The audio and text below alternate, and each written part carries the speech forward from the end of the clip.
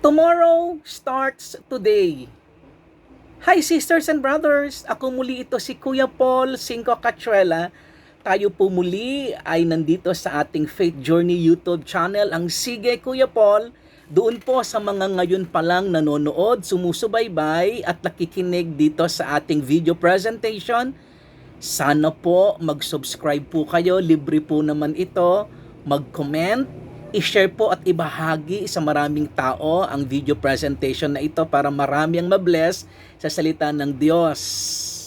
Manood din po kayo sa videong ito at sa mga nagdaang video ko pa po. Huwag po niyong kalilimutan mag-subscribe at pindutin po yung bell button sa bandang ibaba para lagi po kayong maa-update sa ating mga bagong video presentations sa paglalasa ng salita ng Diyos. Talaga po namang napakasarap lasahan ang salita ng Diyos. Tulad ngayon, in the Gospel of St. Matthew chapter 6 verse 34, do not worry about tomorrow. Tomorrow will take care of itself. Sufficient for a day is its own evil.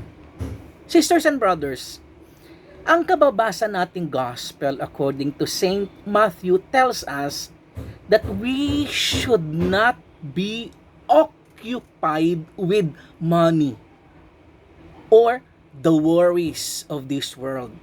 Hindi naman po talaga nating maiiwasan ang mag-alala, ang mag-worry. Pero it also reminds us, the gospel that we have read, reminds us not to worry at all, but instead, leave everything to God. Hayaan na nating si Lord ang mamroblema. Isuko po natin sa Kanya ang ating mga worries, difficulties, troubles, ang mga problema natin. Sisters and brothers, although these interpretations may be true, they may also cause us to make excuses to avoid risks and challenges. We should not be occupied with making money and be burdened by the worries of the world.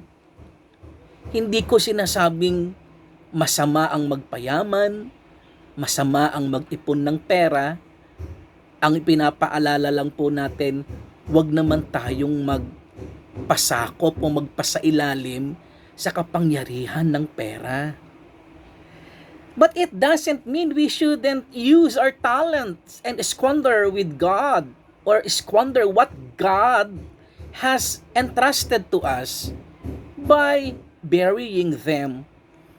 We should be good stewards while doing God's work and fulfilling His purpose for us. Maliwanag na maliwanag po ang reminder na ito para sa bawat isa sa atin. Sisters and brothers, we shouldn't worry at all and entrust our cares to God. But God also wants us to work. Siyempre magtrabaho din tayo. Hindi naman po pwedeng mananalangin tayo tapos iasa na lang natin sa Diyos. May matandang kasabihan, nasa Diyos ang awa, nasa ating mga tao ang gawa.